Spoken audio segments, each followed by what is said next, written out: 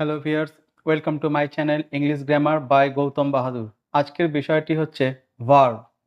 ভার্বের একটা গুরুত্বপূর্ণ বিষয়, যেটা না হলে অ্যাক্টিভ ভয়েস বা প্যাসিভ ভয়েস এটা করা যায় না, সেটা হচ্ছে ট্রানজিটিভ ভার্ব। তো ট্রানজিটিভ ভার্ব এটা একটা ভার্বের বৈশিষ্ট্যের মধ্যে পড়ে। তো ট্রানজিটিভ ভার্ব, আমি ট্রানজিটিভ ভার্ব কি সেটা বলার আগে আমি বলবো যে ট্রানজিটিভটা, এই যে শব্দটা, এই শব্দটার অর্থ কী। অর্থাৎ এটা ট্রানজিটিভ, এটা একটা অ্যাডজেক্টিভ। এর নাউন ফর্মটা ট্রানজিশন আর এর ভার্ব ফর্ম হচ্ছে ট্রানজিট। অর্থাৎ এই শব্দের যদি মানে দেখি, তাহলে আমি বুঝতে পারবো যে এই ভার্বটা কী ধরনের কাজ করতে চলেছে, আর কোন কোন ভার্ব থেকে এ তফাৎ দেখা যায় এবং কিভাবে আমি বুঝতে পারবো। তো সিট বেল্ট বেঁধে নেন, আজকে জার্নি শুরু করছি।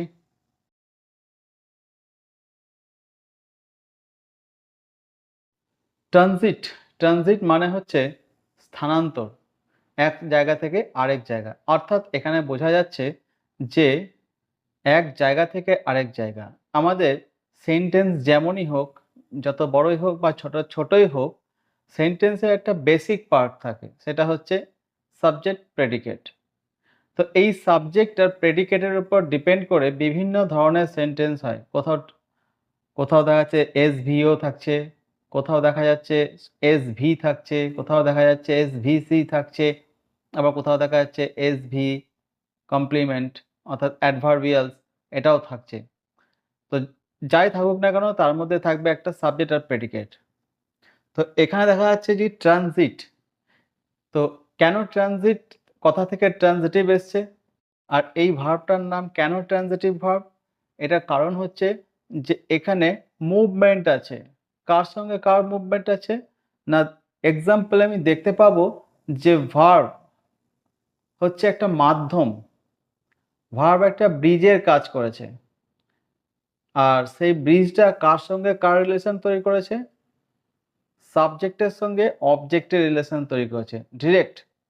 যেমন ব্রিজ দুটো নদীর বা দুটো ভূখণ্ডকে যুক্ত করে দেয় সরাসরি। তো এইরকমভাবেও সাবজেক্ট আর অবজেক্টকেও সরাসরিভাবে যুক্ত করেছে। অর্থাৎ সাবজেক্টের ভার্বের মাধ্যমে অবজেক্টের সঙ্গে সরাসরি সম্পর্কিত হওয়া, এই ধরনের ভার্বকে ট্রানজিটিভ ভার্ব বলা হয়। ইনট্রানজিটিভ ভার্বও হয়। ইনট্রানজিটিভ অর্থাৎ ট্রানজিটিভের বিপরীত বোঝাচ্ছে। অর্থাৎ এক্ষেত্রে দেখা যাচ্ছে যে সাবজেক্ট আর ভার্বের সম্পর্ক সেখানেই সীমিত হয়ে যাচ্ছে। তারপর সাবজেক্টের পরে কোনো কিছু সরাসরি যুক্ত হচ্ছে না, কোনো আরও একটা মাধ্যম নিয়ে যুক্ত হচ্ছে, সম্পর্কিত হচ্ছে। কিন্তু এখানে সাবজেক্ট আর অবজেক্ট ভার্বের দ্বারা সরাসরি যুক্ত হচ্ছে। এক্সাম্পল এই বিষয়গুলোকে আরও পরিষ্কার করে দেবে। তো পৃথিবীটা হচ্ছে প্রশ্নের, আর প্রশ্ন আমাদের কাছে সীমিত, এবং সেই সীমিত প্রশ্ন দিয়ে আমরা আমাদের পৃথিবীর যত জানার জিনিস আছে, যত জ্ঞাতব্য বিষয় আছে, সেই বিষয়গুলোকে আমরা খুঁজে বের করি। তো বিষয় অনেক কিছু আছে, কিন্তু বিষয় খোঁজার জন্য যে প্রশ্ন, সেটা সীমিত। তো এই প্রশ্নগুলোকে বাংলায় ক প্রশ্ন বলা হয়, আর ইংরেজিতে বলা হয় WH কোয়েশ্চেন। তো WH কোয়েশ্চেন মোটামুটি ৮ থেকে ৯ খানা আছে, যেমন who, what, whom, which, when, where, how, why, এইগুলো। আর বাংলায় কখন, কেন, কে, কবে, কি, কিভাবে, কাকে ইত্যাদি। তো এই সীমিত প্রশ্ন দিয়ে আমি পৃথিবীর সমস্ত জিজ্ঞাস্য বিষয়গুলিকে আমি খুঁজে বের করব, এবং এই প্রশ্নগুলি আমাকে উত্তর এনে দেবে। তো তার মধ্যে ট্রানজিটিভ ভার্বের জন্য দুটো প্রশ্ন আছে। সেই প্রশ্নগুলো কি? সেটা হচ্ছে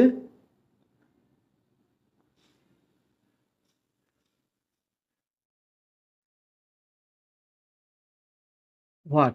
বেসিক প্রশ্ন হচ্ছে হোয়াট। এটা ছাড়াও আরেকটা আছে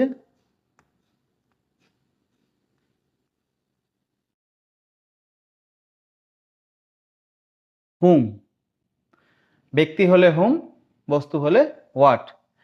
অর্থাৎ এই দুটো জিনিসই অবজেক্ট হয়ে বসতে পারে, যেই অবজেক্টের সঙ্গে সাবজেক্টের একটা ট্রানজিট রিলেশন হবে, একটা গতি রিলেশন হবে, অর্থাৎ এদিক থেকে ওদিক সম্পর্ক ছুটে যাবে, যুক্ত করবে। এখানে একটা ট্রানজিট, একটা মুভমেন্ট আছে বলে একে ট্রানজিটিভ ভার্ব বলা হয়।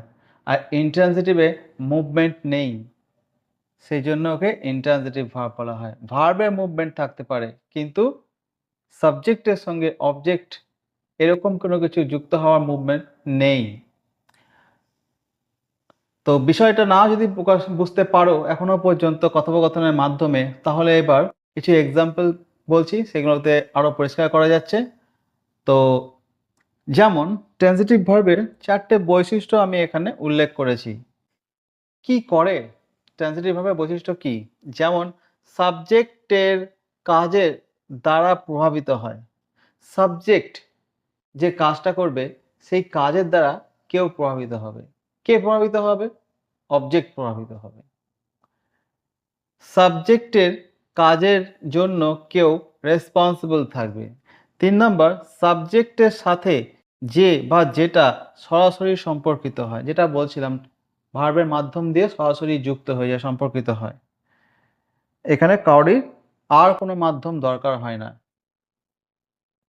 আর 4 নম্বর, সাবজেক্টের কাজের রেসিপিয়েন্ট থাকবে বা রিসিভার থাকবে। সাবজেক্টের কাজকে কেউ গ্রহণ করবে। এই কটা বৈশিষ্ট্য হচ্ছে ট্রানজিটিভ ভার্বের বৈশিষ্ট্য। তো এক্সাম্পলগুলো আমি কয়েকটা নিয়ে এসেছি এখানে, সেইগুলোকে আমি মিলিয়ে মিলিয়ে দেখাচ্ছি।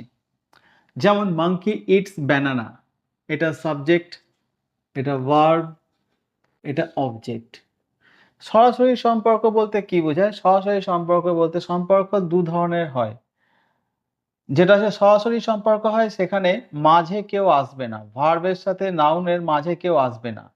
যেমন এখানে ভার্ব আর এই নাউনের মাঝে কেউ নেই, এটাকে বলা হয় ডাইরেক্ট রিলেশন। এবং এই রিলেশনটা এর সঙ্গেও যেমন যুক্ত হচ্ছে, আবার এর সঙ্গেও তেমন যুক্ত হচ্ছে। সাবজেক্টের সঙ্গে অবজেক্টের সম্পর্ক হচ্ছে, আবার সাবজেক্টের ভার্ব এবং ভার্বের সঙ্গে অবজেক্টেরও সরাসরি সম্পর্কিত হচ্ছে। ইনডাইরেক্ট রিলেশন কেমন বলবো? ইনডাইরেক্ট রিলেশন হচ্ছে এই পর্যন্ত আমার থাকবে, সাবজেক্ট ভার্ব পর্যন্ত থাকবে, কিন্তু এরপর যখনই আমি কোনো নাউনের সঙ্গে, অর্থাৎ অবজেক্ট সবসময় নাউনই হয়, তখন যখনই কোনো নাউনের সঙ্গে সম্পর্কিত হব, সরাসরি সম্পর্ক হবে না। তখন কি করতে হবে?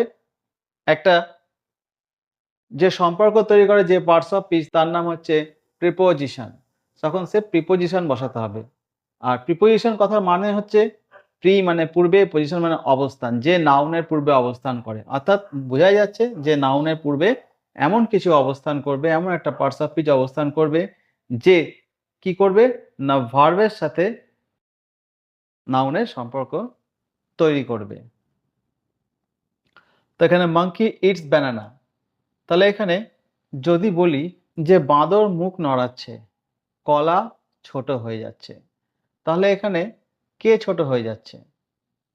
কলা না বাঁদর? অবশ্যই কলা। তাহলে কলাটা প্রভাবিত হচ্ছে। তাই যেটা বললাম, সাবজেক্টের কাজের দ্বারা প্রভাবিত হচ্ছে, অর্থাৎ কে এফেক্টেড হচ্ছে? ব্যানানা। তাহলে যেমন যেমন বাঁদর মুখ নড়াচ্ছে, ব্যানানাটা ছোট হয়ে যাচ্ছে। তাহলে এইরকম একটা রিলেশন হয়ে গেল, যে এখান থেকে একটা ট্রানজিট, একটা গতি তৈরি হলো, যেটা ভার্বের মাধ্যম দিয়ে সরাসরি ব্যানানাতে চলে গেল। এইবার ভেবে দেখা যাক যে এই যে ভার্বটা, এই ভার্বটাকে বলা হয় ইট। ইট মানে খাওয়া। যদি খাদ্যবস্তু না থাকে তাহলে খাওয়ার কাজ কি সম্পন্ন হবে? এখানে কলা আছে, কলার জায়গায় যে কোনো খাদ্যবস্তুই থাকতে পারে। যাই থাকুক না কেন, সেটা যদি খাদ্যবস্তু হয়, তবে আমাকে সেটা মুখে দিতে হবে, চিবাতে হবে, গিলে ফেলতে হবে। এই প্রক্রিয়াটার নাম হচ্ছে খাওয়া। তাহলে যদি খাদ্যবস্তু না থাকে, যদি সরাসরি মুখ নড়াই, তাহলে কি সেটাকে খাওয়া বলা যাবে? সেটা একটা অন্য কাজ হলো, সেটাকে বলা হয় মুখ নাড়ানো। সুতরাং এই যে ভার্বটা আছে, এই ভার্বটা থাকলে এখানে একটা অটোমেটিক্যালি অবজেক্ট ক্রিয়েট হবেই। অর্থাৎ সরাসরি সাবজেক্টের সঙ্গে মাঙ্কি আর ব্যানানার সঙ্গে রিলেশন হয়ে গেল। এইখানে একটা বাঁদর, এইখানে একটা কলা, এই বাঁদর মুখ নাড়াচ্ছে আর কলাটা আস্তে আস্তে আস্তে আস্তে ছোট হয়ে যাচ্ছে। তো এইভাবে অবজেক্ট সাবজেক্টের দ্বারা প্রভাবিত হচ্ছে। কিভাবে? না সাবজেক্টের কাজ করে। তাহলে কাজ এখানে অর্থাৎ ভার্ব সাবজেক্টের সঙ্গে অবজেক্টকে সরাসরি সম্পর্কিত করছে, কোনো রকম প্রিপোজিশন বসেনি। আর ট্রানজিটিভ ভার্ব কখনো প্রিপোজিশন নেয় না। আই লাভ ইউ পৃথিবীর মধ্যে সবথেকে প্রচলিত শব্দ এটা। আই লাভ ইউ অর্থাৎ আমি তোমাকে ভালোবাসি। লাভ এটা একটা অ্যাবস্ট্রাক্ট নাউন, অর্থাৎ অ্যাবস্ট্রাক্ট যা দেখা যায় না, লাভ যা দেখা যায় না, অর্থাৎ পঞ্চ ইন্দ্রিয়র দ্বারা অনুভব করা যায় না এমন একটা বিষয় হচ্ছে লাভ। তো লাভ বলতে কি বোঝাচ্ছে, এটাকে দেখা যায় না তাই আমি লিখলাম কি করে, অর্থাৎ লাভ হচ্ছে একটা প্যাকেজ, সেই প্যাকেজের মধ্যে কতগুলো কাজকর্ম থাকে, সেই কাজকর্মগুলো আমরা দেখতে পারি। তো কাউকে কিছু দেওয়া, গিফট নেওয়া বা রিলেশনশিপ, এই ধরনের বিষয়বস্তুগুলো এই লাভ প্যাকেজের মধ্যে পড়ে। তো সুতরাং এই লাভ, এই অ্যাক্টিভিটিটা, এটাকে অ্যাক্টিভিটিই বলছি কারণ অ্যাক্টিভিটিকে বাদ দিলে এই শব্দটা অর্থহীন হয়ে যায়। অর্থাৎ এটা একটা বিরাট বড় প্যাকেজ, এর মধ্যে অনেক ধরনের অ্যাক্টিভিটি থাকে। তো সেই অ্যাক্টিভিটিটাকে আমি লাভ বলছি। তো এই কাজটা করতে গেলে কেউ কাউকে ভালোবাসে, যদি ভালোবাসার ব্যক্তি না থাকে, ভালোবাসার বস্তু না থাকে, তাহলে এই কাজটা কি করা সম্ভব? ঠিক যেমন খাদ্যবস্তু না থাকলে খাওয়া সম্ভব না, সেরকম ভালোবাসা ব্যক্তি বা বস্তু না থাকলে ভালোবাসাও সম্ভব নয়। তো সুতরাং এই কাজটা, সাবজেক্ট যদি এই কাজটা করে তাহলে অবশ্যই একটা অবজেক্ট থাকবে। সুতরাং সাবজেক্টের সঙ্গে অবজেক্টের একটা ডিরেক্ট রিলেশন হয়ে গেল। এখানে কাউকে ভায়া হয়ে যুক্ত হতে হবে না, অর্থাৎ কোনো প্রিপোজিশন দিয়ে যুক্ত হবে না। তো এইরকমই সম্পর্ক, অর্থাৎ রিসিভার, রেসিপিয়েন্ট থাকছে, অর্থাৎ রিসিভার থাকছে। কে রিসিভ করছে? লাভটা কে রিসিভ করছে? আমি ভ্যালেন্টাইন ডে পালন করছি, গিফট দিচ্ছি, কে গিফটটা নিল?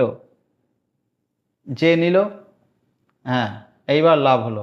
তাহলে লাভ। যদি না নিত, তাহলে রিসিভার না থাকতো, তাহলে ব্রেকআপ হলো না। তাহলে লাভ এই সেন্সে ইউ। শুধু এইটুকুই নয়, আমি জাস্ট একটা জনপ্রিয় উদাহরণ দিলাম, আরও তো সমস্ত কিছু, সমস্ত রিলেশনশিপই এর মধ্যে পড়ে। সাবজেক্টের সাথে যে বা যেটা সরাসরি সম্পর্কিত হয়, এখানে এই চারটে বৈশিষ্ট্যই প্রত্যেকটা উদাহরণের সঙ্গে সম্পর্কিত। I can hear the noise. Hear হচ্ছে একটা ভার্ব, অর্থাৎ শোনা।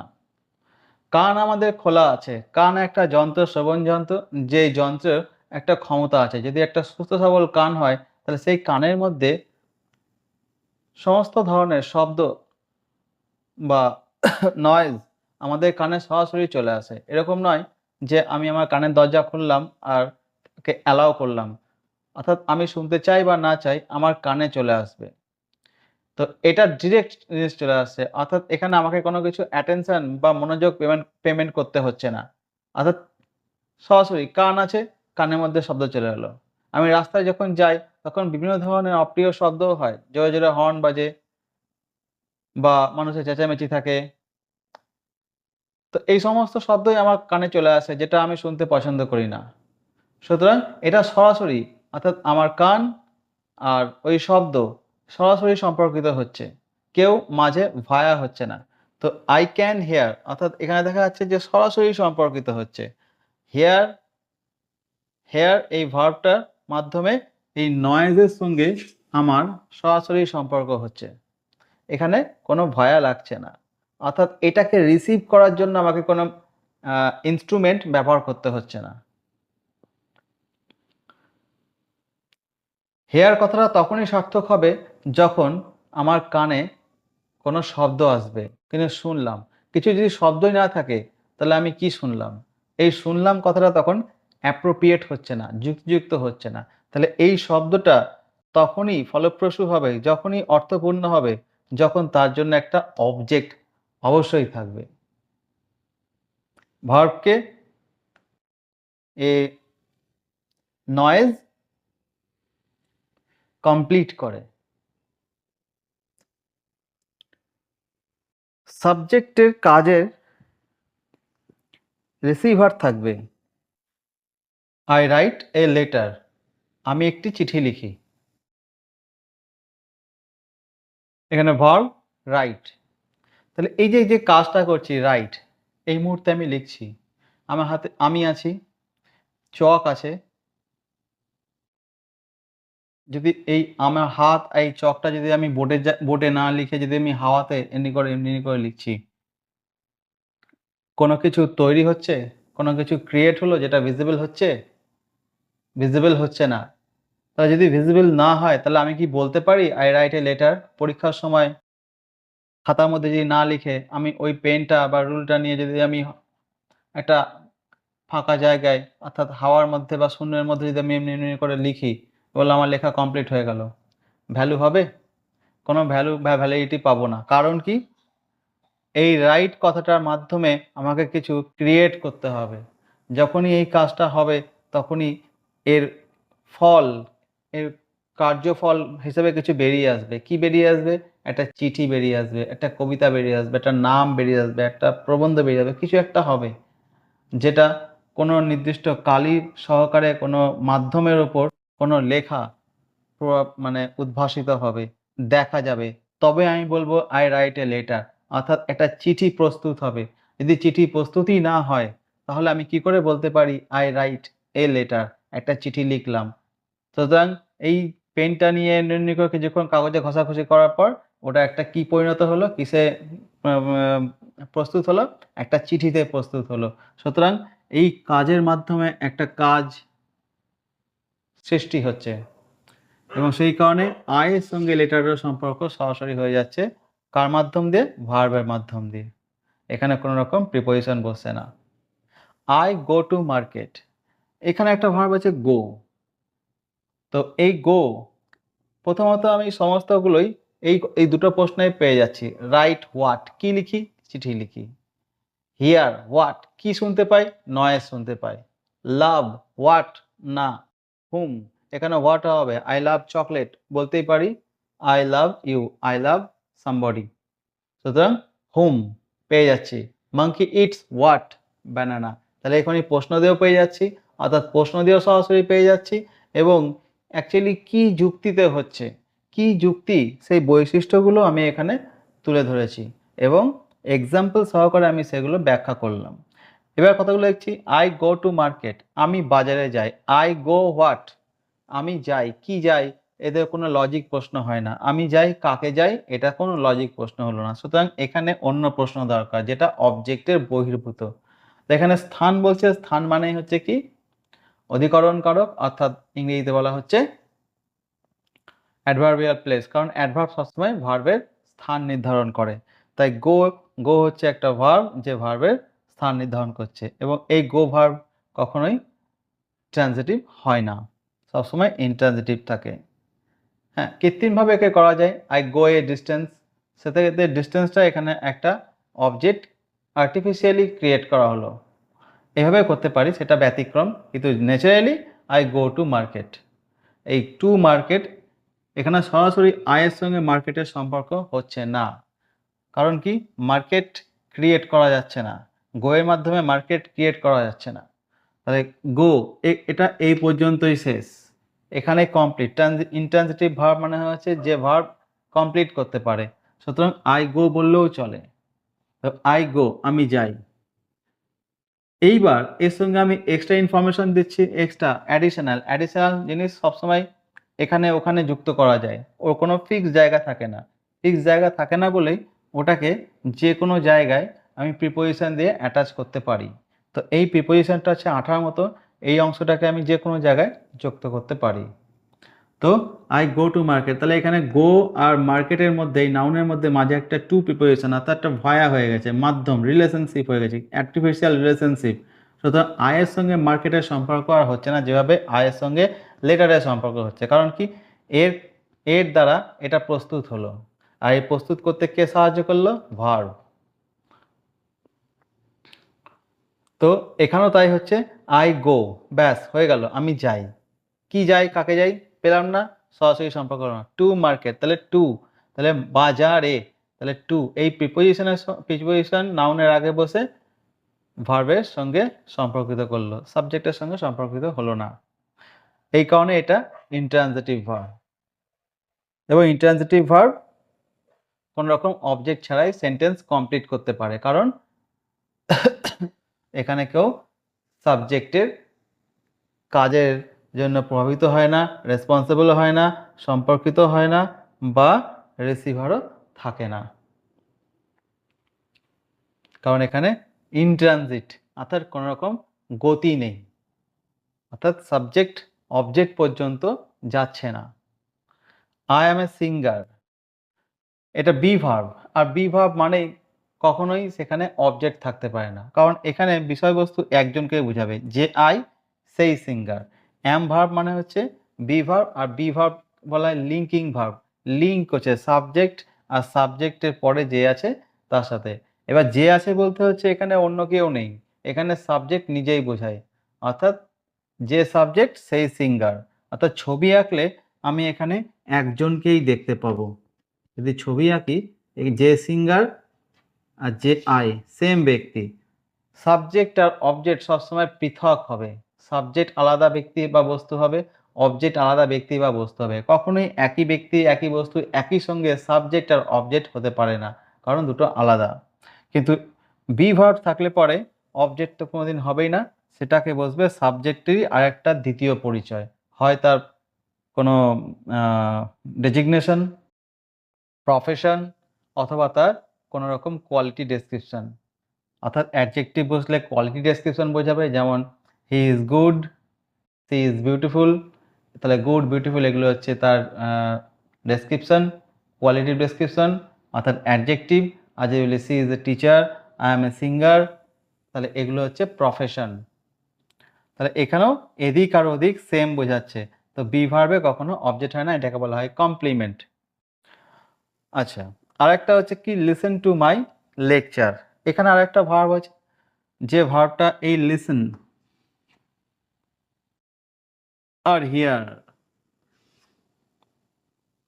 এখানেও আমি আমার কান, এখানেও কান আমার কান যুক্ত আছে, তো এখানে দেখা যাচ্ছে টু বসছে, অথচ এখানে কোনো রকম প্রিপোজিশন বসছে না, অর্থাৎ listen to me, listen to my lecture বা I listen to your speech, এই যে বক্তব্যগুলো বললাম, এখানে প্রত্যেক জায়গাতে লিসেনের পর একটা টু লাগছে, টু লাগার কারণ কি? আর এখানে যদি বলি I hear you, I can hear you, I hear the sound, এখানে কোথাও টু বা কোনো প্রিপোজিশন লাগছে না, না লাগার কারণ হচ্ছে কি, কান একটা শ্রবণ যন্ত্র, এবং সেই শ্রবণ যন্ত্র যদি ভালো হয় তাহলে যে কোনো শব্দ সরাসরি প্রবেশ করছে, এখানে আমি শোনার জন্য কোনো রকম মনোযোগ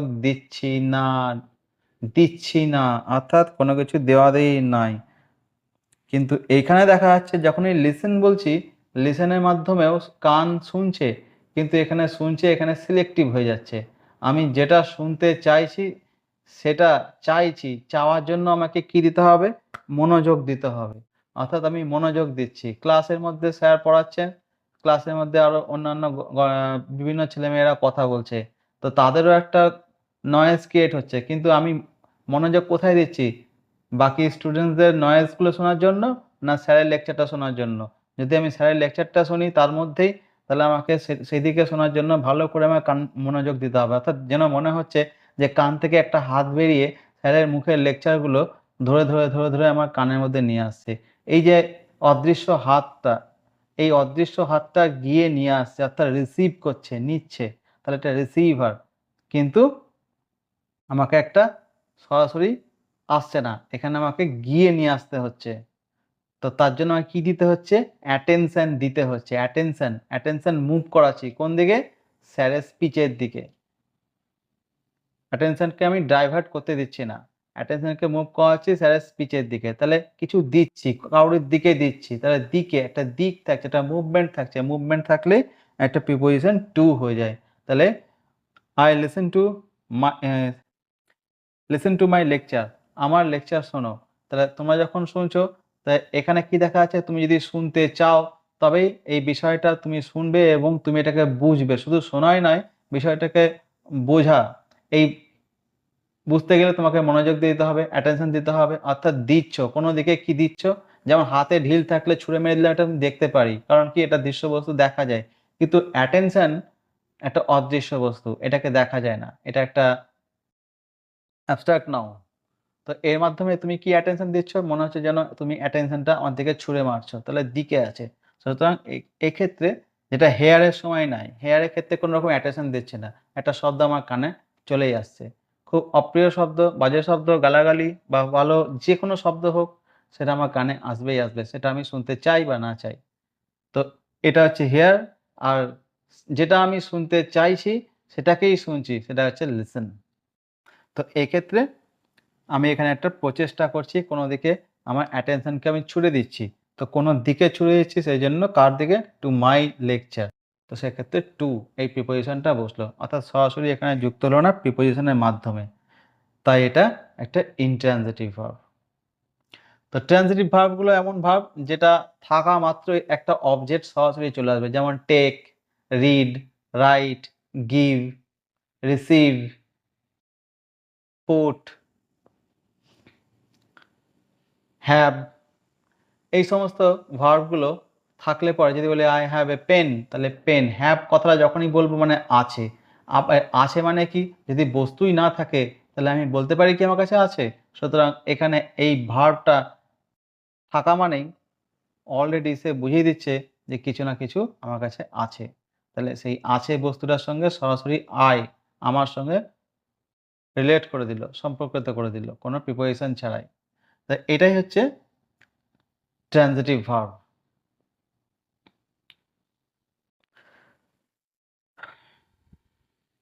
আজকে বিষয়টা এখানে শেষ করছি। এ বিষয়ে যদি কোনো জিজ্ঞাসা থাকে তাহলে অবশ্যই কমেন্ট বক্সে জানিও। আর লাইক, শেয়ার, সাবস্ক্রাইব করতে ভুলো না। আবার দেখা হবে নতুন একটা এপিসোড নিয়ে। ততক্ষণের জন্য নমস্কার, ধন্যবাদ।